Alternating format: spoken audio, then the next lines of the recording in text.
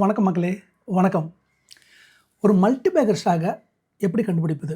பல மடங்கு லாபம் தரக்கூடிய பங்கை எப்படி கண்டுபிடிப்பது? இதுதான் பொதுவாக எல்லாத்துக்கிட்டே இருக்க கேள்வி. இது தெரிஞ்சால் எல்லாரும் பணக்காரன் ஆகிடுவாங்க இல்லையா? ஆக முடியுமா? ஆக முடியும். எல்லாரும் பணக்காரன் ஆக முடியும். இந்த மல்டிபேக்கர் ஸ்டாக்கை கண்டுபிடிக்கிறதுனா 99% மக்கள் இப்போ என்ன பண்ணுவாங்கன்னா, யூடியூப்பில் போய் மல்டிபேக்கர் ஸ்டாக்குன்னு போடுவாங்க, கூகுளில் போய் மல்டிபேக்கர் ஸ்டாக்குன்னு போடுவாங்க, அல்லது சாட் ஜிபிட்டியில் போய்ட்டு ஆந்த்ரோபிக்கிட்ட போய்ட்டு நெக்ஸ்ட் மல்டிபேக் ஸ்டாக்குன்னு போடுவாங்க. யூடியூபரு, இன்ஃப்ளூயன்சரு இவங்க சொல்கிற பங்குகள்லாம் மேலே போகும். நீங்கள் எடுக்கிறீங்களா? 99% அது ஃபெயிலியரில் தான் முடியும். திரும்ப சொல்கிறேன், ரேண்டமாக உங்களோட ஃபினான்ஷியல் அட்வைஸர் ரேண்டமாக ஒரு யூடியூபர் சொன்னார்னு இன்வெஸ்ட்மெண்ட்டே பண்ணாதீங்க. இப்போ நம்ம காட்டக்கூடிய பங்குகள், வழிமுறைகள் எல்லாமே உங்களோட எஜுகேஷனுக்காக தான், விழிப்புணர்வுக்காக மட்டும்தாங்கிறத பொறுப்போடு எடுத்துக்கங்க. ஒரு மல்டிபேக்கர் ஸ்டாக்கு உங்களோட போர்ட்ஃபோலியோவில் இருக்கணும்னா அதுக்கு ஒரு அடிப்படை வேறு என்ன தெரியுமா? ஒரு கேள்வி. அது என்ன கேள்வி தெரியுமா? இப்போது அதிவேகமாக வளர்ந்து வரும் தொழில்துறை எது அப்படிங்கிற முதல் கேள்வி தான். எந்த இண்டஸ்ட்ரி இப்போ அதிகமாக வளர்ந்துக்கிட்டு இருக்கு? ஏன்னா அந்த இண்டஸ்ட்ரி தெரிஞ்சால் தான் அந்த மல்டிபேக்கரை போய் பிடிக்க முடியும். புரியுதுங்களா? வேறு எது சார்? இந்த இண்டஸ்ட்ரி இந்தியாவில் இப்போ தான் சார் ஆரம்பிக்குது, இப்போ தான் சார் வளர்ந்துக்கிட்டு இருக்கு, இதில் கண்டிப்பாக அந்த 4 பேர் இருப்பான் சார்னு கண்டுபிடிக்கணும்ல. அதுதான் முதல் கேள்வி. இப்போ நீங்கள் சொல்லுங்கள். இப்போது நான் உடனே கேட்குறேன், இண்டஸ்ட்ரி லிஸ்ட்லாம் சொன்னோன்னே, சார் இண்டஸ்ட்ரி லிஸ்ட்லாம் என்ன பெருசாக பேசுங்க? ஒன்றும் கிடையாதுங்க. இந்த பாருங்கள், இங்கே காட்டுறேன் பாருங்கள். ஸ்க்ரீனர் வெப்சைட்டை ஓப்பன் பண்ணுறீங்க. ஸ்க்ரீனர் வெப்சைட்டில் ஓப்பன் பண்ண அங்கே பாருங்கள், ஸ்க்ரீனரில் போய்டுங்க. அங்கே பாருங்கள், ரைட் சைடில் என்னென்ன இருக்குது பாருங்கள். எல்லாமே இருக்கா? இண்டஸ்ட்ரி எல்லாமே இருக்கா? எல்லா இண்டஸ்ட்ரி இருக்கா? இந்தியாவில் இருக்க எல்லா இண்டஸ்ட்ரி இருக்கா? ஏங்க தொழில்துறைங்க. இந்த தொழில்துறையில் தான் இப்போ நம்ம எடுக்கணும். இப்போ நான் ஒன்று கேட்குறேன், கம்பேரிசன் அப்படியே போடுவோம். அமெரிக்காவில் ஒன்று இருக்கணும், தொழில்துறை வளர்ந்துருக்கணும். இந்தியாவில் இப்போ தான் வளர்ந்துக்கிட்டு இருக்கணும். ஏதாவது தொழில்துறை ஏதாவது சொல்லுங்கள் பார்ப்போம். ஞாபகம் ஏதாவது சொல்லுங்கள். அதில் ஆட்டோமொபைல்ஸ் எடுத்துக்கலாமா? ஆட்டோமொபைல்ஸு இண்டஸ்ட்ரி வந்துட்டோம். 1990 இன்னைக்கு வரையும் ஆட்டோ இண்டஸ்ட்ரி வந்துருச்சு. அதில் மல்டிபேக்கர் திருப்பி வரலாம். ஆனால் இண்டஸ்ட்ரி வளர்ந்துருச்சா? இண்டஸ்ட்ரி வளர்ந்துருச்சு. வளருமா? வளர்ந்துக்கிட்டே இருக்கும். மக்கள் தொகை அதிகமாக வளர்ந்து கொண்டே இருக்கும். சரி, அடுத்து ஹாஸ்பிட்டல்ஸு, ஃபார்மா வளர்ந்துருச்சா? அவனுக்கு ஈக்குவலாக வந்துட்டோமா? ஆமாம், அவனுக்கு சப்ளை பண்ணுறத நம்ம தானேங்க. சரி, அடுத்து கன்ஸ்ட்ரக்ஷன், சிமெண்ட்ஸு, அதெல்லாம் வளர்ந்துட்டோமா? வளர்ந்துக்கிட்டு இருக்கும். ஏன்னா கட்டிடங்கள் கட்டுவோம், தொழில்துறை கட்டுவோம், பாலங்கள் கட்டுவோம், திரும்பி கட்டுவோம். அப்போ ஸ்டீலு, சிமெண்ட்டு அதெல்லாம் இருந்துக்கிட்டு தான் இருக்கும். சரி, ஏதோ ஒரு துறை அங்கே இருந்திருக்கணும், இங்கே இப்போ தான் ஆரம்பிச்சிருக்கணும் அப்படின்னு ஏதோ ஒரு துறை இருக்கா? உங்களுக்கு சொல்ல முடியுதா? அப்படிப்பட்ட ஒரு துறை தான் கேபிட்டல் மார்க்கெட். இங்கே பாருங்கள், இப்போ நான் சொன்னேன்ல, இந்த கேள்விக்கு அடி நாதம். ஒரு மல்டிபேக்கர்ஸாக கூட அடி வேறு இதுதான். இந்த கேள்வி கேட்கணும், அடுத்த தொழில்துறை எது? இப்போ நான் சொன்னேன் பாருங்கள், இதை தான் மும்பையில் உட்காந்துட்டு பெரிய கான்ஃபரன்ஸ் ஹாலில் இப்போ உட்காந்து பேசிகிட்டு இருப்பானுங்க. Capital market. என்ன கேபிட்டல் மார்க்கெட்டு சார்? இங்கே காட்டுறேன் பாருங்கள். அமெரிக்காவோடது total capital market. Sir capital மார்க்கெட்னா ஒன்றும் இல்லை சார். கேபிட்டல் மார்க்கெட் மூலதன சந்தை. ஓகே, முதலீடு செய்யக்கூடிய சந்தைகள். கரெக்டுங்களா? நம்ம இப்போ தானே ஆரம்பிச்சிருக்கோம். 144 கோடி மக்களில் 1% தான் சார் இப்போ டிமேட் அக்கௌண்ட்டே ஓப்பன் பண்ணியிருக்கோம். நம்ம யோசிச்சு பாருங்கள். அப்போ இன்வெஸ்ட்மெண்ட் தொடங்குச்சுன்னா என்ன ஆகும்? இந்த மூலதன சந்தை பிச்சு இப்படியே காட்டுறாங்க பாருங்கள். இப்படி இருக்குதா? ஸ்க்ரீனரில் இருக்கா? அங்கே பாருங்கள், ஸ்க்ரீனரில் ஓப்பன் பண்ணுறேன், அங்கே இருக்குதா? கேபிட்டல் மார்க்கெட் உள்ளே போகிறேன். கேபிட்டல் மார்க்கெட் உள்ளே போனால் எத்தனை ஸ்டாக் இருக்குது பாருங்கள். 70 ஸ்டாக் இருக்கா? 70 ஸ்டாக் புரிஞ்சிச்சா? இந்த 70ல் தான் ஒரு 4 மல்டிபேக்கர் ஸ்டாக் இருக்க போகிறான். அவ்வளோதான். எப்படி, எதனால் சொல்கிறேன்னு கேட்குறீங்களா? இந்தியாவில் இந்த லாஸ்ட் 5 இயரில் யூபிஐ எவ்வளோ வந்துருச்சு? அடுத்து பேங்க் அக்கௌண்ட் எல்லாத்துக்கும் ஓப்பன் பண்ணி கொடுத்துட்டாங்க.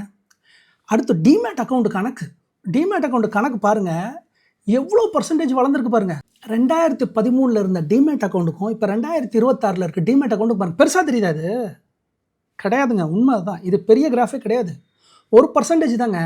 எடுத்துக்காட்டுக்கு மியூச்சுவல் ஃபண்டு பார்த்தீங்கன்னா 2016 10 லட்சம் கோடியாக இருந்தது. இன்றைக்கி பாருங்கள் அது எங்கே இருக்குன்னு, 77 லட்சம் கோடி. புரிஞ்சிச்சுங்களா? 10 லட்சம் கோடியிலேருந்து 77 லட்சம் கோடி 10 வருஷத்தில்.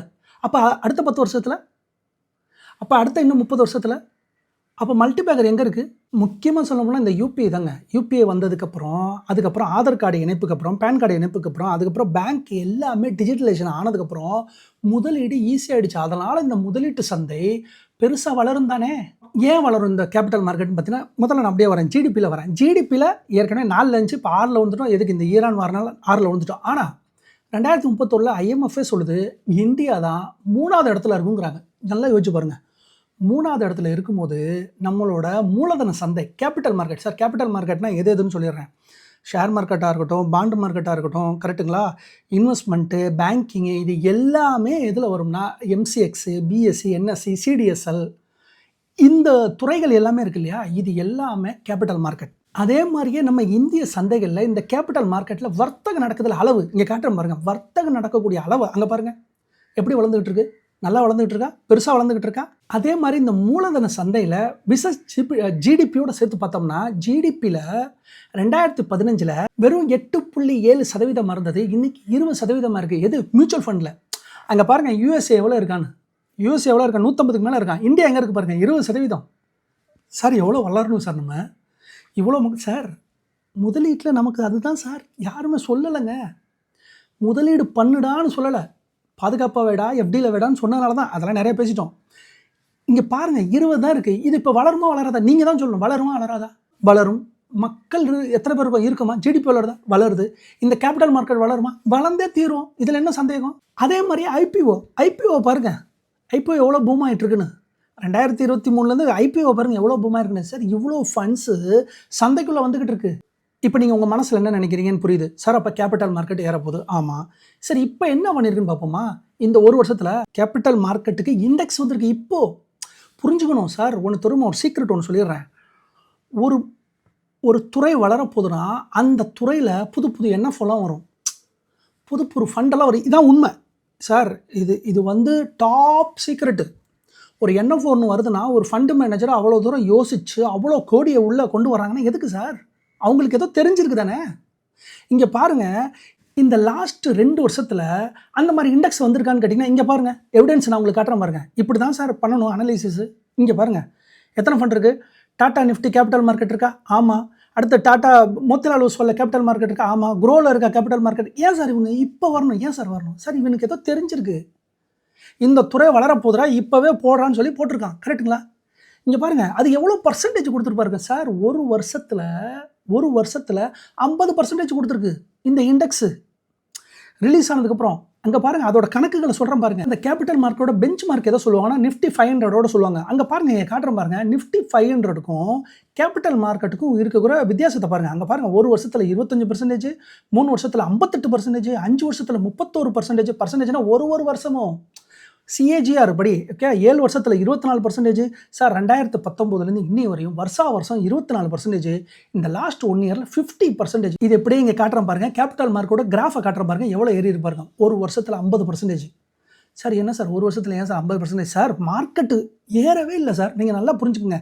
2023 இப்போ வரையும் மார்க்கெட் ஏறவே இல்லை. ஏறாத போது 50% இந்த கேபிட்டல் மார்க்கெட் கொடுத்துருக்கு. புரியுதுங்களா உங்களுக்கு? அப்போ என்ன அர்த்தம்னா மார்க்கெட்டு இறங்கும் போதெல்லாம் நிறைய பேர் எஸ்ஐபி பண்ணுறாங்க, நிறைய பேர் மியூச்சுவல் ஃபண்ட் பண்ணுறாங்க, நிறைய பேர் எஜுகேட் பண்ணுறாங்க, நிறைய பேர் இன்வெஸ்ட் பண்ணுறாங்க. அப்போ ஏறும்போது இது எப்படி இருக்கும்? இன்னும் கொடூரமாக ஏறும். புரியுதுங்களா? மார்க்கெட்டு கீழே இறங்கும்போதே இந்த போர்டு போடுறான். அதுதான் கேபிட்டல் மார்க்கெட். சரி இப்போ புதுசாக ஏதாவது வந்திருக்கான்னு இப்போ நான் ஜிரோதாவை ஓப்பன் பண்ணுறேன். ஜிரோதாவை போய் அப்கமிங் அதில் போய் பார்க்குறேன் ஏதாவது இருக்கான்னு பார்ப்போமா எவிடன்ஸு. அங்கே பாருங்கள் ஆக்சிஸ் வராமல் இருங்க. ஆக்சிஸ் இப்போ ஏன் சார் இவன் கொண்டாடணும்? கேபிட்டல் மார்க்கெட் போய் கிளிக் கொடுக்குறீங்க, அப்ளை கொடுத்தீங்கன்னா நீங்கள் 100 200 வாங்கிக்கலாம். இப்போ நீங்கள் சொல்லுங்கள், இந்த ஆக்சிஸ் இப்போ இந்த கேபிட்டல் மார்க்கெட்டு என்எஃப்ஓ ஏன் கொண்டு வரணும்? புரியுதுங்களா? ஒரு மல்டிபேக்கர் ஸ்டாக்கை கண்டுபிடிக்கிறதுனா புரியுதுங்களா? சரி சார், இப்போ இவ்வளோ நேரம் பார்த்ததெல்லாம் என்ன? ஒரு துறையை எப்படி அனலைஸ் பண்ணோம், அதுக்கு பின்னாடி இருக்க சீக்ரெட்டு, என்எஃப்ஓ எதனால் வருது, இதெல்லாம் நம்ம பேசிட்டோமா? இப்போ தான் நம்ம பாயிண்ட்டுக்கே வரோம். என்ன டைரெக்டாக இப்போ நம்ம எப்படி செலக்ட் பண்ணுறது, இவ்வளோ தானே. சூப்பர், பார்த்துருவோம். இப்போ நான் என்ன பண்ணுறேன், ஸ்க்ரீன் அப்படியே இங்கே ஷேர் பண்ணிடுறேன். ஸ்க்ரீனை ஷேர் பண்ணிவிட்டு இங்கே பாருங்கள், ஸ்க்ரீனரோட பேரை ஸ்க்ரீனரில் திரும்பியும் சொல்கிறேன். லாகின் மட்டும் கொடுத்தா போதும். ஜிமெயிலோ ஏதோ ஒரு லாகின் மட்டும் கொடுங்க, பே பண்ண வேண்டிய அவசியம் இல்லை. இப்போது இந்த கேபிட்டல் மார்க்கெட் ஓப்பன் பண்ணுறேன். 70 இருக்கா? இப்போ இதுக்குள்ளேருந்து இவனை நான் செலக்ட் பண்ணணும். எப்படி செலக்ட் பண்ணுவேன்? ஒன்றும் இல்லை சார், சிம்பிள். அப்படியே எல்லாத்தையும் காப்பி பேஸ்ட் பண்ணுங்கள். அப்படியே எல்லாத்தையுமே காப்பி பேஸ்ட் பண்ணுங்கள். காப்பி பேஸ்ட் பண்ணியாச்சா? அப்படியே தூக்கி எக்ஸலில் போடுங்க. எக்ஸலில் போட்டாச்சா? எல்லாத்தையும் லைனுக்கு அலைன்லாம் பண்ணுங்கள். அந்த ஹைப்பர் லிங்க் எல்லாத்தையும் தூக்கி விடுங்க. எல்லாத்தையும் கிளியர் பண்ணுங்கள். கிளியர் பண்ணியாச்சா? சார் இதெல்லாம் ஃப்ரீ. நான் சொல்கிறது மொபைலில் பண்ணிக்கலாம், மொபைலில் பண்ணலாம். நீங்கள் எதுவும் பெரிய ஒரு விஷயம்லாம் கிடையாது, ரைட்டுங்களா? அப்போ இந்த அலைன் பண்ணுறது, கோடை சரி பண்ணுறது, இதெல்லாம் பண்ணிக்கோங்க. பண்ணிக்கிட்டு அப்படியே மேலே போங்க. அப்படியே போய்ட்டு ஃபில்டரை போட்டு விடுங்க. எல்லாத்துலேயும் ஃபில்டரை போட்டாச்சா? இப்போ அந்த 70 ஸ்டாக்கும் வந்துருச்சா? 70 ஸ்டாக்கையும் கொண்டாந்துட்டோமா? இப்போ நான் எப்படி ஸ்க்ரீன் பண்ண போகிறேன்? எனக்கு புக் வேல்யூ 10க்குள்ளே இருக்கணும். 10க்குள்ளே இருக்கிற எல்லாத்தையும் க்ரீனை தட்டுறா. க்ரீனை தட்டியாச்சு. அடுத்து மார்க்கெட் கேப்புக்கு எனக்கு மினிமம் 6000 மார்க்கெட் கேப்பு எனக்கு 6000 கோடிக்குள்ளே இருக்கணும். அப்படிங்கிறதுனால இந்த 6000 கோடிக்கு மேலே இருக்கிறவன் எல்லாத்தையும் க்ரீனை தட்டு. கீழே அவன்லாம் ரொம்ப micro and mid cap, micro அல்லது ஸ்மால் கேப்புக்கும் கீழே. அதனால் அவங்க எல்லாத்தையும் எல்லோ கொடுத்துட்றேன். ஓகே, எல்லோ கொடுத்துட்றேன். அதுக்கப்புறம் பாருங்கள், இபிஎஸ் எனக்கு 10க்கு மேலே, டபுள் டிஜிட்டுக்கு மேலே இருக்கணும். அதனால் இபிஎஸ் எல்லாத்தையும் க்ரீன் கொடுத்துட்றேன்.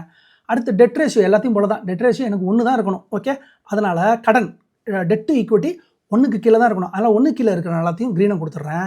ஆப்ரேட்டிங் மார்ஜின், நான் மொத்த வருவாயில் செலவுகள்லாம் போக மார்ஜின் எவ்வளோ நிற்கிது, ரைட்டுங்களா? ஆப்ரேட்டிங் மார்ஜின், இந்த ஆப்ரேட்டிங் மார்ஜின் 20க்கு மேலே இருக்கணும். அதையும் நான் என்ன பண்ணுறேன், க்ரீன் கொடுத்துட்றேன். அடுத்து 3 வருஷம் ப்ராஃபிட்டு எல்லாமே எனக்கு டபுள் டிஜிட்டில் 10க்கு மேலே இருக்கணும். இவங்க எல்லாத்தையும் க்ரீன் கொடுத்துட்டேன்னா சார், இப்போ நீங்கள் என்ன பண்ணுங்கள், அப்படியே நீங்கள் வாங்க. இப்போ நீங்கள் என்ன பண்ணுங்கள், அப்படியே உள்ளே போய்ட்டு ஃபில்ட்ரு பை க்ரீன் எல்லாத்தையும் கொடுத்துட்டே வாங்க. ஃபில்ட்ரு பை க்ரீன் எல்லாத்தையும் கொடுத்துட்டே வாங்க. ஆனால் மார்க்கெட் கேப்பில் மட்டும் க்ரீன் கொடுத்துறாதீங்க. மார்க்கெட் கேப்பில் க்ரீன் கொடுத்துறாதீங்க, எல்லாத்தையும் க்ரீன் கொடுங்க. கொடுத்தாச்சா? இப்போது அந்த மார்க்கெட் கேப்பில் பாருங்கள், எவனாவது ஒருத்தன் அந்த நெட் ப்ராஃபிட்டில் அந்த குரூப்போடு சேர்ந்து இந்த எல்லோவும் எவனா உள்ளே வரானான்னு பாருங்கள். அதாவது பெருந்தலைகள்லாம் ப்ராஃபிட் கொடுக்குது, கரெக்டு. அதில் இந்த எல்லோ பண்ணோம் இல்லையா, ஸ்மால் கேப்னு, அவன் அவங்களோட காம்படிஷனாக ஏதாவது உள்ளே வரானா பாருங்கள். வந்திருக்கான் பாருங்க ஒருத்தன் வந்திருக்கானா? நான் திரும்பவும் சொல்கிறேன், இட்ஸ் நாட் ரெக்கமெண்டட். எப்படி நான் ஃபைண்ட் அவுட் பண்ணுறேன் நான் சொல்கிறேன். மதுரை வீரன் நான் என்ன பண்ணுவேன், இங்கே பாருங்கள், க்ரீனில் கொடுத்துட்டேன், மார்க்கெட் கேப் படி பெரிய ஆளுங்களை கொடுத்துட்டேன். இவனை எல்லோ யாரை கொடுத்துருந்தேன், சின்னவனை கொடுத்துருந்தேன். அவன் அவங்களோட காம்படேட்டிவ்க்கு உள்ளே வந்துட்டான். இப்போ நான் பண்ணல ஒரு அனலைசிஸ். இப்போ இந்த எல்லோ இருக்கிறவன் உள்ளே வரான், அதெல்லாம் நான் கண்டுபிடிச்சாச்சு, ரைட்டு. அதுக்கப்புறம் ஒரு ஃபண்டமெண்டல்ஸ்லாம் உள்ளே போய் படிக்கணும். இப்போ நான் என்ன கேட்குறேன்னா, இந்த ஒரு இண்டஸ்ட்ரியில் போய் இப்படி நான் பண்ணல, ஸ்க்ரீனர் வச்சு இப்போ நான் பண்ணல. எல்லா இண்டஸ்ட்ரியும் போய் பண்ணேன், எல்லா இண்டஸ்ட்ரியும் பண்ணி ஒரு இண்டஸ்ட்ரிலேருந்து 3 பேர்த்த செலக்ட் பண்ணால் இவ்வளோ தாங்க. சரி, இப்போ இவ்வளோ நேரம் என்ன பண்ணிட்டோம், அப்போது 10 துறைகளில் எல்லா துறைகளையும் 3 பேர்த்த பிடிச்சா.